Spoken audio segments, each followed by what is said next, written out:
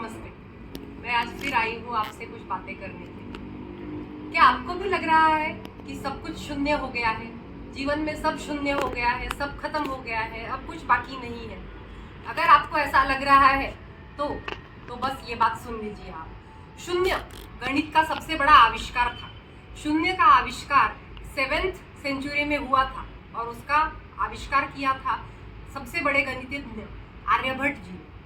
और ये मैं आपको क्यों बता रही हूँ क्योंकि जब भी आपको ऐसा लगे कि सब कुछ शून्य हो गया है तो you have to consider that अब आप एक बहुत बड़े आविष्कार के लिए तैयार हो रहे हैं। It is a very big opportunity, क्योंकि जब कुछ शुरू हुआ था तो वो शून्य से ही शुरू हुआ था। शून्य का महत्व इतना ज़्यादा क्यों है? क्योंकि शून्य ने अपनी जगह प्लेस वैल्यू सिस्टम में पाई थी। इसीलिए अगर आपको लग रहा है कि सब कुछ शून्य हो गया है तो इसका मतलब है कि आपके जीवन में कुछ तरक्की होने वाली है, आपको भी कोई प्लेस वैल्यू मिलने वाली है, कोई उपलब्धि हासिल होने वाली है। तो क्या आप शून्य हो गया तो आपको ऐसे ही प्लेस वैल्यू मिल जाएगी? जी नहीं, ऐसे कुछ नहीं होने वाला। इसके लिए आपको कुछ ना कुछ करना होगा। जब भी आपको जीवन में लगे कि सब कुछ शून्य हो गया है, खत्म हो गया है, always remember one golden rule, take a pause, convince yourself and then restart. और जब आप रिस्टार्ट करो तो कुछ इस तरह से करो कि आपको ऐसा लगे कि आपके जीवन में सब कुछ सही चल रहा है, सब कुछ सही हो जाएगा। जब भी आपको ऐसा लगे तो क्या होता है, अब ये बोलना बड़ा आसान है, लेकिन जब इंसान उस अवस्था में जाता है तो ऐसा होता है कि उसको सब कोई अपने भी छोड़ के चले जाते हैं। जब कोई आदमी निगेटिव होता जाता है तो आप ऑब्जर्व करेंगे कि वो आदमी निगेटिव हो रहा है, वो डिप्रेशन में जा रहा है, तो और एकांत में चला जाता है क्योंकि उसके पास कोई नहीं रहता। अरे भाई, ऐसा वक्त में तो आपका सब साथ छोड़ देते हैं। बस साथ नहीं अगर कोई छोड़ता तो वो क्या है, तो वो है आपकी परछाई। तो ये वक्त है कि जब आपको पहचानना है what are your inner strength, और जो कोई आपका इनर स्ट्रेंथ है, जो आपकी परछाई की तरह आपके साथ है, उसको आप अपनी ताकत बनाइए और अपने जीवन को शून्य से एक प्लस वैल्यू की तरफ, एक उपलब्धि हासिल करने की ओर ले जाइए। और जब ऐसा आपको लगे तो बस मेरी एक बात याद रखिएगा कि बस आप कुछ कदम, कुछ फासले ही दूर है अपने सक्सेस से, अपनी सफलता से, और यह आपकी कामयाबी की तरफ आपका पहला कदम होगा। आमतौर पे क्या होता है कि जब इंसान इस दौर से गुजरता है, जब कोई निगेटिव हो जाता है, डिप्रेशन हो जाता है, तो उसके जो बहुत करीबी होते हैं, जैसे उसके माँ बाप होंगे, भाई बहन होंगे, तो वो किसी ना किसी से इस बात में चर्चा करते हैं और उस चर्चा का, उस मसला का क्या हल निकल के आता है मालूम है आपको? तो वो ऐसा होता है, आप किसी ज्योतिषी के पास जाइए, उनको इसका आप दिखाइए और कुंडली दिखाइए तो वो बताएंगे क्या होगा। या फिर कोई ढोंगी बाबा का नाम बताया जाता है, मतलब माफ़ कीजिएगा, वो बाबा होता है, बस वो ढोंगी है ये हमें बाद में पता चलता है। तो आप उसको उसका भविष्य दिखाने के लिए, वो बच्चा तो जाना नहीं चाहेगा, वो इंसान तो जाना नहीं चाहेगा, तो इसीलिए फिर उसकी कुंडली लेके जाती है और वो बताते हैं भविष्य। लेकिन आप मुझे बताइए कि अगर भविष्य आपको पता होगा तो क्या आप जी पाएंगे? अगर आज रोज आप क्यों सोते हैं? क्योंकि आपको मालूम है कि कल एक सुबह होगी, आप वो सुबह देखने वाले हैं। लेकिन अगर कोई आपको बता दे कि भाई तुम आज रात को मर जाने वाले हो, तो क्या आप सो पाएंगे? तो ऐसा ही होता है। भविष्य जो है वो अगर आपको पहले से पता होगा तो आप नहीं सो पाओगे। भविष्य अगर आपको पहले से पता होगा तो आपका जीना मुश्किल हो जाएगा। अगर कोई आपको बता देगा कि अरे भाई तुम 2 महीनों में बहुत बड़ी तरक्की करने वाले हो, तो क्या होगा? आप सब काम धंधा बंद कर दोगे, 2 महीने में तो ऐसे ही तरक्की पाने वाले होंगे। तो ऐसा नहीं होता है। तो मेरा कहने का तात्पर्य ये है कि भविष्य जो आपको मालूम नहीं है उसकी आप चिंता करना छोड़ दीजिए। भूतकाल जो बीत गया है उसको आप सही नहीं कर सकते, वो बीत गया है, वो उसके लिए आपके हाथ में कुछ नहीं है। Whatever you have in your hand is just today, that is a gift for present. क्यों बोलते हैं उसको? It is a present that is gifted to you. So always learn to enjoy your present time, whatever it may bring for you. देखिए, वैसे भी सुख और दुख, ये दोनों चीज में बहुत थोड़ा सा फासला है। जो चीज आपका दिल बड़े सुख से, बड़े शांति से उसको अगर स्वीकार कर लेता है तो सुख हो जाता है, और जो चीज आप स्वीकार नहीं कर पाते तो उसका वो दुख में बदल जाता है। तो इसीलिए दुख भरी चीज भी अगर हो तो आप उसका स्वीकार करना सीखिए, तो दुख को भी आप सुख में बदल पाएंगे। और बहुत लोग सुख को भी दुख में बदल लेते हैं, तो ये और एक बात अलग थी।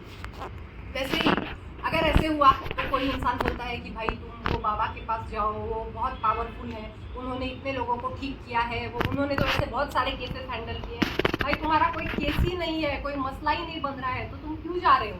लेकिन हमें तो जाना है, क्योंकि वो बाबा का तो बहुत कुछ हमने सुना है। अगर वो बाबा इतना पावरफुल होता तो अपनी तकदीर नहीं बदल लेता।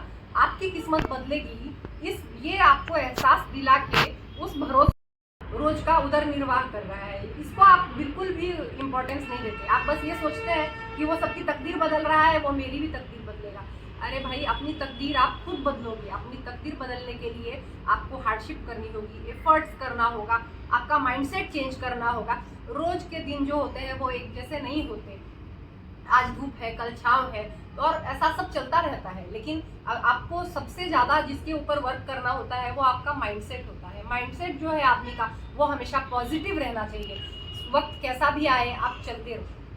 दिन हो रात हो, आपने जो सोचा है उस पर आप वर्क करते रहो। वो आपको कभी पॉजिटिव रिजल्ट दे या ना दे, लेकिन आप उसके ऊपर चलते रहो। तो इसका क्या मतलब है कि कोई चीज़ में हमें सफलता ना मिले तो भी हम उसके पीछे भागे? हाँ, जरूर भागे, लेकिन टेक अ पॉज। आप सोचो, थोड़ा सा इंट्रोस्पेक्ट करो कि अगर कोई चीज़ आप कर रहे हो और अगर उसमें आपको सफलता नहीं मिल रही है, तो क्या ये दर्शाता है कि आपको कामयाबी कभी मिलेगी ही नहीं? नहीं, ये नहीं दर्शाता।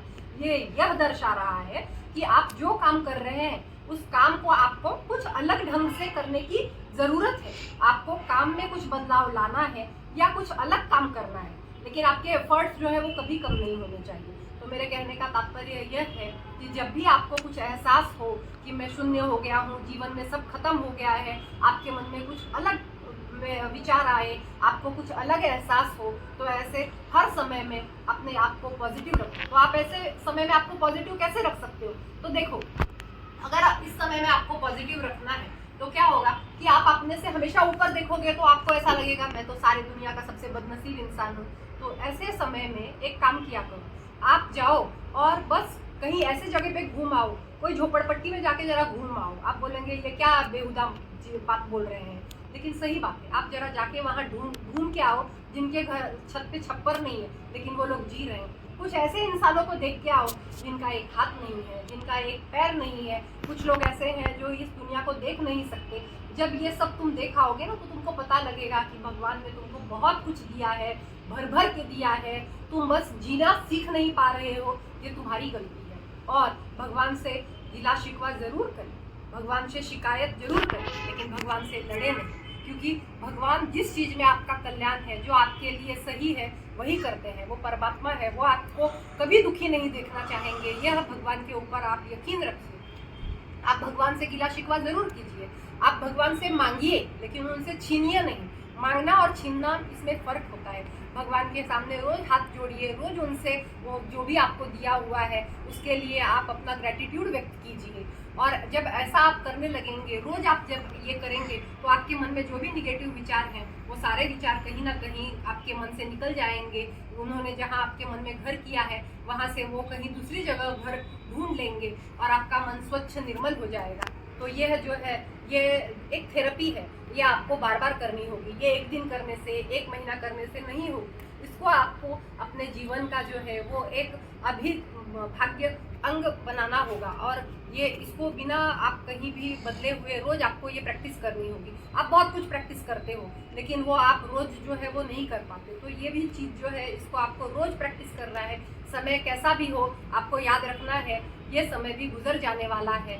और जैसे भी रास्ते हो, रास्तों के एक अगर कच्चा रास्ता है तो कुछ दिनों बाद वहाँ पक्का रास्ता जरूर आता है। अगर अंधियारा है तो सुबह जरूर होती है, उजियाला जरूर आता है। तो ये सब चीज़ों को आपको ध्यान में रखना है। और मैं तो आती ही रहूँगी आपका स्वाभिमान बढ़ाने के लिए और अभिमान घटाने के लिए। तो अगर आपको लग रहा है कि सब शून्य है, तो यह एक नई शुरुआत है। और शून्य का आविष्कार ये गणित का सबसे बड़ा आविष्कार था, इसे हमें नहीं भूलना है। नमस्कार।